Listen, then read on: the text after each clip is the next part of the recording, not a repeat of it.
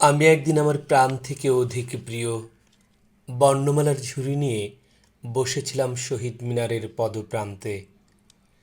সুমধুর সুরে গাইছিলাম, বর্ণ নেবে গো বর্ণ,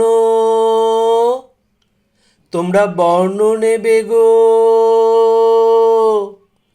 বর্ণ। আমার ভাইয়ের রক্তে রাঙানো বর্ণ আছে, খাঁটি বাংলা বর্ণ। এ বর্ণে মাটির শোধা গন্ধ আছে, বর্ণ নেবে গো বর্ণ। এ বর্ণে মায়ের চোখের অশ্রু আছে, বোনের হাতের লাল মেহেদি রং আছে, বাবার গায়ে রতি আদরে সাদা পাঞ্জাবি আছে। তোমরা বর্ণ নেবে গো বর্ণ, খাঁটি বাংলা বর্ণ আছে। এ বর্ণে মায়ের হাতের নীরব আদর আছে, বাবার চোখের স্নেহ আছে, বোনের প্রচুর ভালোবাসা আছে।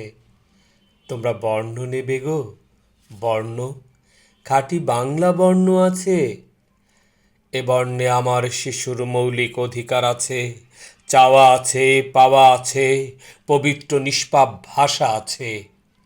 তোমরা বর্ণ নেবে গো বর্ণ, খাঁটি বাংলা বর্ণ। আমার এই কথাগুলো শুনে হঠাৎ কোত্থেকে যেন একটা বৃদ্ধ পাগল ছুটে এলো। চুল উস্খুস, লম্বা দাড়ি, পরনের কাপড় ছেঁড়া, ময়লা জড়ানো। আমার মুখ চেপে ধরে লাল চোখ রাঙিয়ে বলল, চুপ কর চুপ, এ কথা আর কাউকে বলবি না। পণ্যগুলো আমাকে দে, বিনিময়ে আমি তোকে আমার সবচেয়ে প্রিয় লাল আশীর্বাদ দেব। এই বলে আমার সামনের কিছু সবুজ ঘাস আর ধুলো মাটি মুষ্টিবদ্ধ করে নিয়ে দৌড়ে মেডিকেল কলেজের দিকে পালিয়ে গেল। তাকে আর দেখিনি। পরে জেনেছিলাম তিনি নাকি একজন বিখ্যাত বাঙালি কবি, একটি কবিতা লিখবেন, বাংলা ভাষার কবিতা। তারপর থেকে আমি আর কোনো দিন বলি না, তোমরা বর্ণ নেবে গো বর্ণ, খাঁটি বাংলা বর্ণ।